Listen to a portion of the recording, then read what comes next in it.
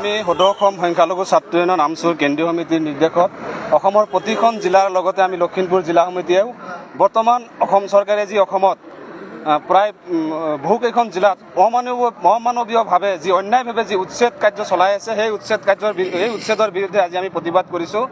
কাৰণ অসমত বিশেষকৈ আমাৰ ধৰ্মীয় সংখ্যালঘুসকলক টাৰ্গেট কৰিলে তেওঁলোকে আমাৰ সংখ্যালঘু মানুহক বাছি তেওঁলোকে উচ্ছেদ কৰা যি পন্থা তেওঁলোকে অৱলম্বন কৰিছে এই কাৰ্যক আমি তীব্ৰ ভাষাৰে গৰিহণা দিছোঁ, আমি নিন্দা জনাইছোঁ।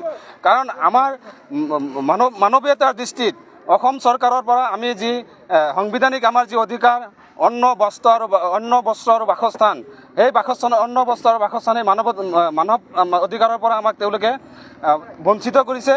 আজি আমাৰ অসমৰ মাননীয় মুখ্যমন্ত্ৰী হিমন্ত বিশ্ব শৰ্মা ডাঙৰীয়াই তেখেতে টিভিত যিটো কথা কয় মানে হাতে কামে মানে কৰা আমি দেখা নাপাওঁ।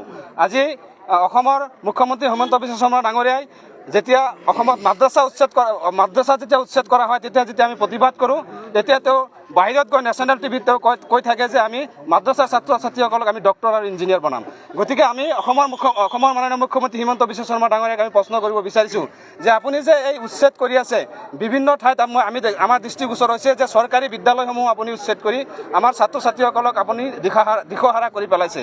আজি সেই ছাত্ৰ ছাত্ৰীসকলক আপুনি ডক্টৰ ইঞ্জিনিয়াৰ বনাম বুলি কৈছিলে, সেই ছাত্ৰ ছাত্ৰীসকলক আপুনি বেঘৰ কৰিছে, আপুনি ছাত্ৰ ছাত্ৰীসকলৰ পৰা বিদ্যালয়ত যোৱাৰ পৰা আপুনি বাধা প্ৰদান কৰিছে। গতিকে আমি সদৌ অসম সংখ্যালঘু ছাত্ৰ ইউনিয়ন নামচুৰ আমাৰ স্থিতি স্পষ্ট যে আমি কোনো উচ্ছেদৰ চৰকাৰীভাৱে যদি কোনো মাটি আপোনাৰ দৰকাৰ হয় তাত যদি উচ্ছেদ কৰে বা নিয়ম নীতিৰ মাজেৰে যদি উচ্ছেদ কৰে সেই উচ্ছেদৰ আমি কোনো কাৰণতে বিৰোধী নহয়।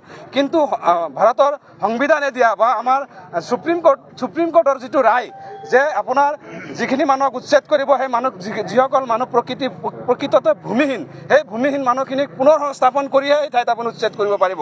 গতিকে সেই নিয়ম নীতিখিনি মানি নথকাৰ কাৰণে আমি প্ৰতিবাদ কৰিবলৈ বাধ্য হৈছোঁ।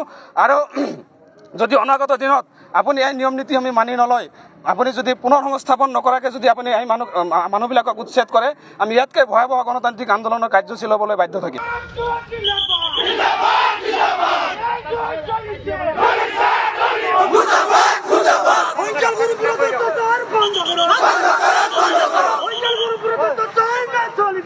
চলিব